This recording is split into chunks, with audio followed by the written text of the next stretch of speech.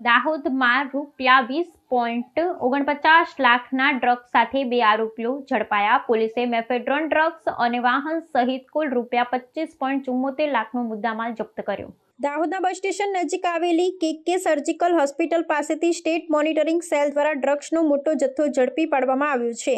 એક વાહનમાંથી ₹20.49 લાખની કિંમતનું મેફેડ્રોન ડ્રગ્સ મળી આવ્યું હતું અને આ મામલે 2 આરોપીઓની ધરપકડ પણ કરવામાં આવી છે. આ સફળ કાર્યવાહીથી દાહોદ જેવા સરહદી વિસ્તારમાં નશાકારક પદાર્થોની હેરાફેરીના નેટવર્કનો પર્દાફાશ થયો છે.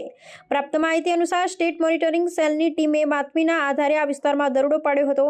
તપાસ દરમિયાન વાહનમાંથી ડ્રગ્સનો જથ્થો મળી આવતા મધ્યપ્રદેશના રતલામથી આવેલ મકબૂલ કુરેશી અને અનસ અલી સૈયદ નામના 2 શખ્સોની ધરપકડ કરવામાં આવી હતી. પોલીસે ડ્રગ્સ, વાહન અને અન્ય સામાન સહિત કુલ ₹25.74 લાખનો મુદ્દામાલ જપ્ત કર્યો છે. આરોપીઓની પૂછપરછમાં ડ્રગ્સ સપ્લાય કરનાર રાજસ્થાનના પ્રતાપગઢના લાલા પઠાણનું નામ સામે આવ્યું છે, જેને વોન્ટેડ જાહેર કરવામાં આવ્યું છે. આ કાર્યવાહી બાદ પોલીસ દ્વારા આ મામલે વધુ ઊંડાણપૂર્વક તપાસ હાથ ધરવામાં આવી છે. લાલા પઠાણને ઝડપી પાડવા માટે જુદી જુદી ટીમો બનાવી શોધખોળ શરૂ કરવામાં આવી છે.